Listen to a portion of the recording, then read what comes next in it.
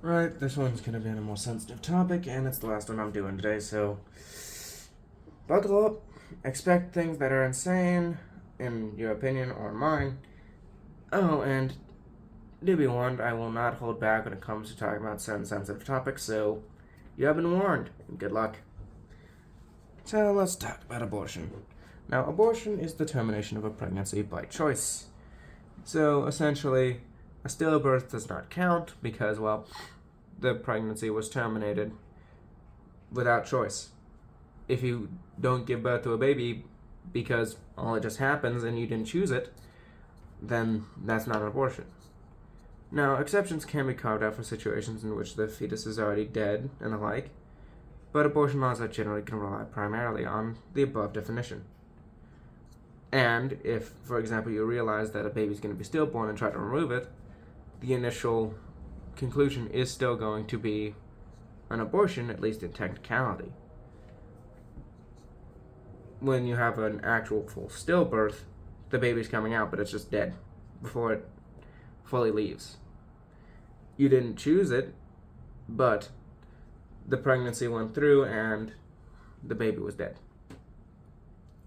But if you remove it earlier, technically that's still an abortion because it's still inside you, and so you're still technically pregnant. But as stated, exceptions can be carved out for such situations, but abortion laws are still going to rely on this as a general rule.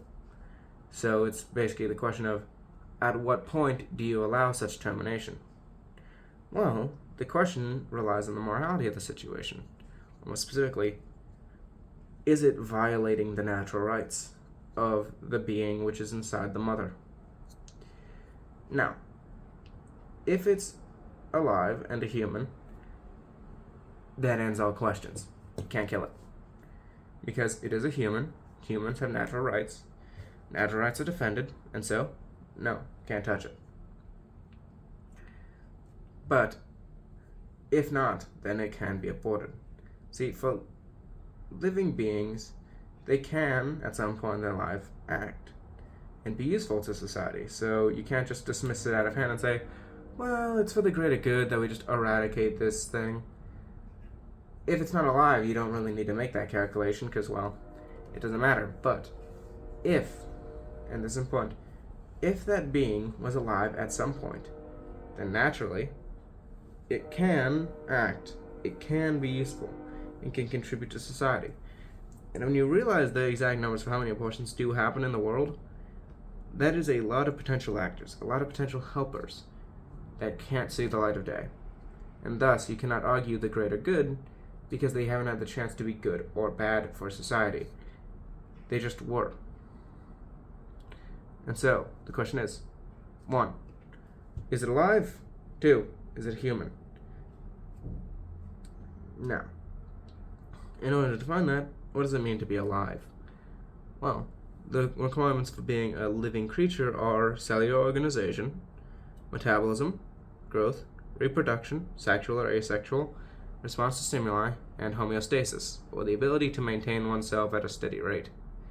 Cellular organization, we know they have that. We also know they have a metabolism. They do consume, and they produce energy.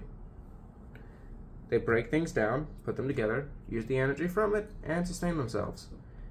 It's just what they break down is coming from their mother. But technically speaking, it is still a metabolism. Do they grow? Yes. During this period, they grow a lot, actually. Can they reproduce? No. But I'll get onto that later. Do they respond to stimuli? Yes, actually, they do. To what degree depends on how advanced the development is, but even the clump of cells that immediately forms after the fertilization of the egg still has some response to outside stimuli. It ain't much, but they still acknowledge outside conditions. It's why, for example, you're not told not to drink while pregnant, because the baby will react to it. Specifically, it will damage its cells. Now, the baby will, technically speaking, try to put up a fight, but yeah, they're not very developed, so it still damages them. And do they try to maintain homeostasis? Yes, they do. A fetus, even the clump of cells that surely exists after fertilization, meet all the requirements, barring reproduction. And given enough time, almost certainly does that change. Therefore, that clump of cells would be alive. And is it human? Well, by DNA, it absolutely would be. So to terminate the pregnancy is to terminate the life of a living human. But circling back to what I mentioned about reproduction, technically, it can't yet. But that can be said for a number of things. To give you an extreme way to prove this, I got a question. If you rape a female infant, will they get pregnant? No, they won't. Cruel way of saying it, but it is direct, and, more importantly, it proves a point. That infant, after birth, is still 100% considered alive. Can it reproduce? Nope. Should anyone who tries to reproduce using them get hanged, drawn, and quartered? Yes. Frankly, that would be a mercy for such traitors. But, importantly, just because it can reproduce now does not mean that in the future, projecting outwards, they will likely develop the ability to. Prepubescents cannot reproduce. This is true in humans, rabbits, dogs, cats, etc., all animals. That's just how they are. But they are still considered living because they meet all the other requirements, and eventually they will be able to reproduce, given enough time, with the exceptions proving the rule. Would you argue, for example, that a person who cannot reproduce is not alive? No, because it's a human and humans are supposed to be able to reproduce. Otherwise, we'd be dead. We wouldn't have a species otherwise. And thus, they are still human. One may argue consciousness is a justification, but to that I respond, if a person is unconscious, and thus lacking consciousness, and they're in a coma, would it be okay to pull out a .45-70 rifle and put a bullet in their head? I'm guessing no. Well then, consciousness does not matter in that case, because fundamentally, the default for a human is fully conscious. And, if they are going to eventually be conscious, given enough time, logically, that should be considered, and they should be considered alive. Because in practical terms, they will be. And so it's just prioritizing future life at bare minimum. Is this a very anti-abortion stance that I hold? Yes. May there be compromises necessarily? For law, likely so. Especially for instances of rape. Let's face it, the trauma that would come from such a being alive with their mother wouldn't necessarily be harsh. But you can make the argument of my body, my choice when you already made your choice. You chose, in most cases, to engage in intercourse and to produce a child. You chose this path. You already made your decision. You're just trying to avoid the consequences of the decision.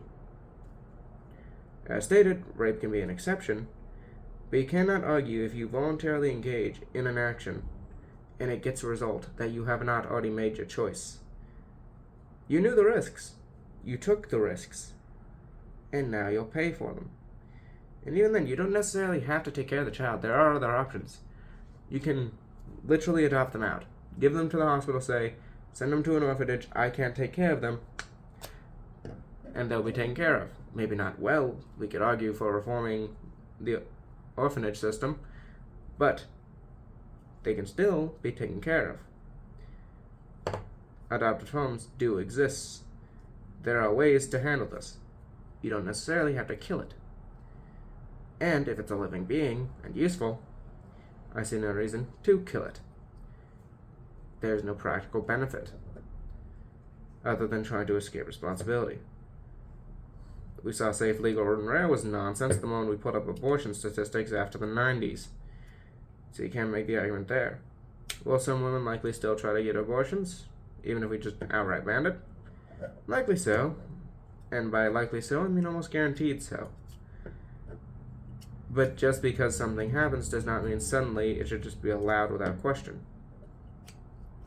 The question must always be asked, does this violate something's natural rights? And if something is a human, and if it is alive, then it has all natural rights of humans. The right to life, and the right to exist, the right to bodily autonomy, etc. And so, taking action against it would violate said rights. Such a thing cannot be reasonably allowed. Am I a more extreme person on this position? Yes. Do I regret it? No. Do I care? Not really. Sure, it might not be my body that I'm thinking of, but it is still a body. It is still a future citizen of my country if the law concerns my countrymen. I still have an interest. I still have care. So I'm not just about to accept the idea of just killing them. No. That would be foolish. Sorry, foolish, not foolish. Jeez, I can't speak today. And so I will stand by it. Feel free to disagree in the comments. Feel free to rip me to freaking shreds. Have fun. And go at it. But I hope you enjoyed this full video today. Have a good one.